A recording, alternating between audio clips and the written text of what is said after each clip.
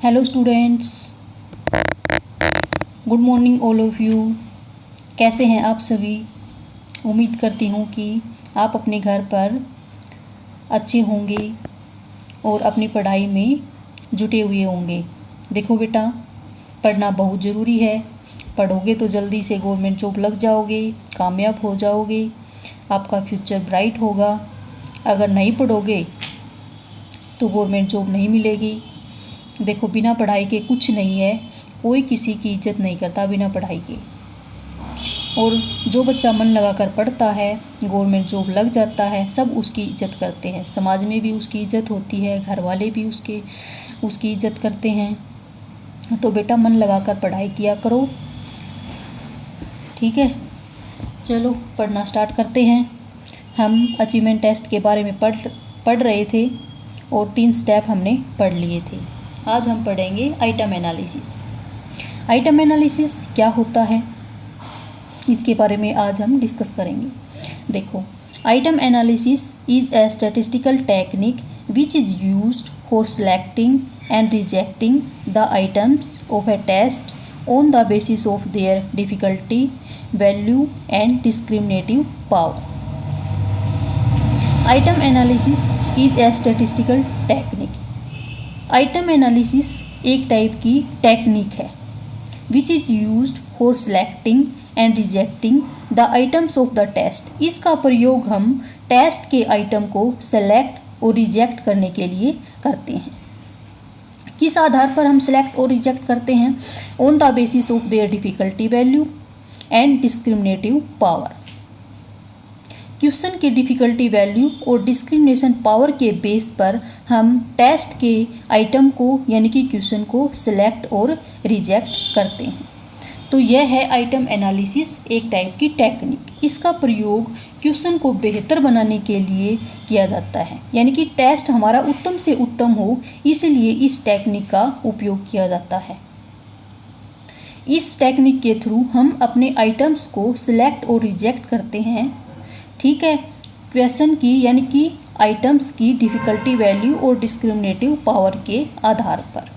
उम्मीद करती हूँ आइटम एनालिसिस आपको समझ में आया होगा। अब ये डिफ़िकल्टी वैल्यू क्या है और डिस्क्रिमिनेटिव पावर क्या है, ये 2 मेन वर्ड हैं इस डेफिनेशंस के अंदर। डिफ़िकल्टी वैल्यू क्या है? देखो, कोई भी क्वेश्चन होता है तो वो डिफ़िकल्ट भी होता है, आसान भी होता है, मीडियम भी होता है, ठीक है बेटा। देखो, अब मैं आपसे पूछती हूँ कि भारत की राजधानी बताओ, तो आप बता दोगे, ठीक है। आगे मैं पूछूं कि जो भारत की राजधानी है न्यू दिल्ली, उसको कोलकाता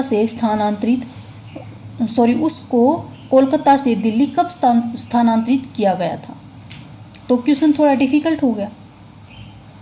अब इसके बाद मैं पूछूं कि दिल्ली को किसने बसाया था, तो क्वेश्चन में फ़र्क हो गया ना, क्वेश्चन के लेवल में फ़र्क हो गया।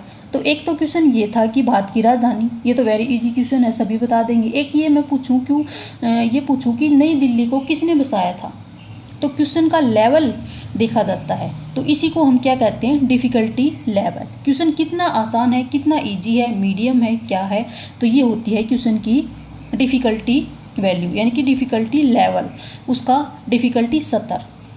डिस्क्रिमिनेटिव पावर के आधार पर हम बच्चों को डिस्क्रिमिनेट कर सकते हैं, यानी कि उनको आपस में ग्रुपिंग में डिवाइड कर सकते हैं, बांट सकते हैं। विभेदीकरण गुणांक इसको कहते हैं, यानी कि इसके आधार पर हम बच्चों को बांट सकते हैं, जैसे गुड, एवरेज, वेरी गुड, इस टाइप से ग्रुपिंग में, इन्फीरियर, सुपीरियर, इस टाइप से बच्चों में डिवीजन हो सकता है। किसके आधार पर?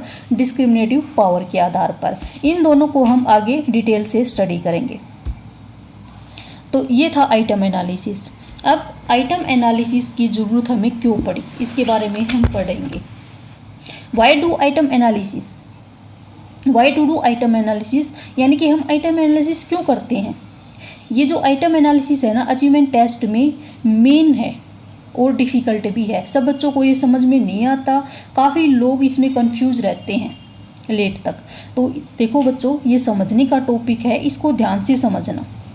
और अचीवमेंट टेस्ट जब हम बनाते हैं ना, तो मेन जो काम होता है वो आइटम एनालिसिस ही होता है। बाकी काम इतना मुश्किल नहीं होता, जो मेन काम होता है वो आइटम एनालिसिस होता है और ये कन्फ्यूजिंग है, ये समझने का है, इसको ध्यान से समझना। तो इसके मेन पर्पज़ क्या हैं? इसका मेन पर्पज़ क्या है? फर्स्ट है इसका to select appropriate items for the final draft. Item analysis हम क्यों करते हैं? ताकि जो हमारे आइटम हैं वो अप्रोप्रिएट उचित हों। उचित आइटम्स को सिलेक्ट करने के लिए हम आइटम एनालिसिस करते हैं, इसका मेन पर्पज़ ये है।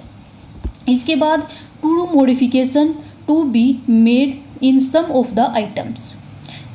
कुछ क्वेश्चन में मॉडिफिकेशन करने के लिए हम क्या करते हैं? आइटम एनालिसिस करते हैं कि सारे क्वेश्चन हमें डिलीट न करने पड़े। आइटम एनालिसिस के थ्रू हम कुछ क्वेश्चन को क्या कर सकें? मॉडिफाई कर सकें। Next, to obtain information about DV and DP. DV क्या है? डीवी है हमारी डिफ़िकल्टी वैल्यू और डीपी क्या है? हमारा डिस्क्रिमिनेटिव पावर।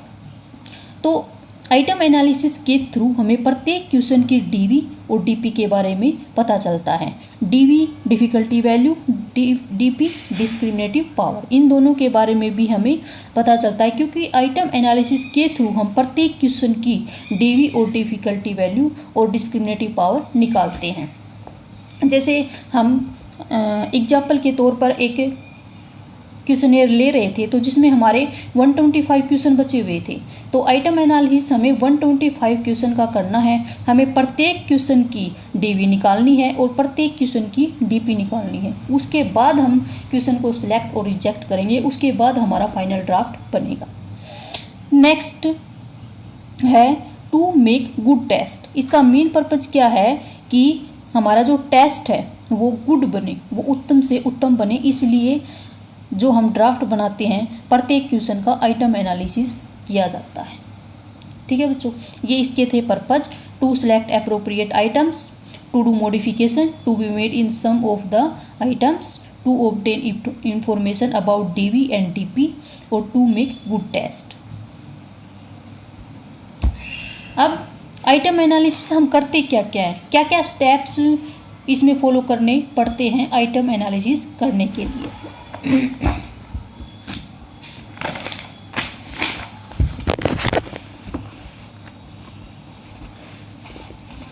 देखो बच्चों, ये हैं स्टेप्स। आइटम एनालिसिस के लिए हमें कितने स्टेप फॉलो करने पड़ते हैं। आइटम एनालिसिस करने के लिए हम क्या करेंगे? सबसे पहले arranging answer sheet in descending order.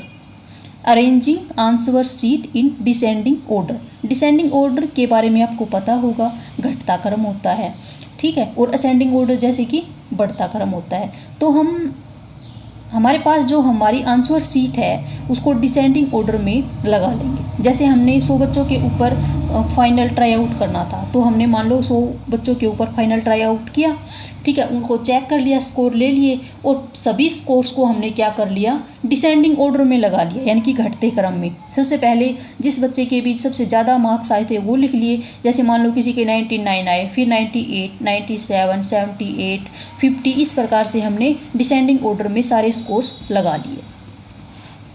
फिर उसके बाद क्या करना है हमें? मेकिंग ग्रुप बनाने हैं। हमें 2 ग्रुप बनाएंगे, एक बनाएंगे हम हायर ग्रुप और एक बनाएंगे हम लोअर ग्रुप। ग्रुप कैसे बनाएंगे? जैसे हमने हमारे सारे स्कोर को डिसेंडिंग ऑर्डर में रख लिया। 100 बच्चे थे हमारे पास, 50 ऊपर के होगी और 50 नीचे के, यानी कि 50 का ग्रुप बन गया हायर ग्रुप और 50 का ग्रुप बन गया हमारा लोअर ग्रुप। ठीक है, इस टाइप से हमने 2 ग्रुप बना लिए। इसके बाद थर्ड स्टेप क्या है हमारा? Take 27 of the score out of the higher score. जो हमारा हायर ग्रुप बना था ना 50 का हायर ग्रुप, उसमें से हम ऊपर के 27 स्कोर ले लेंगे।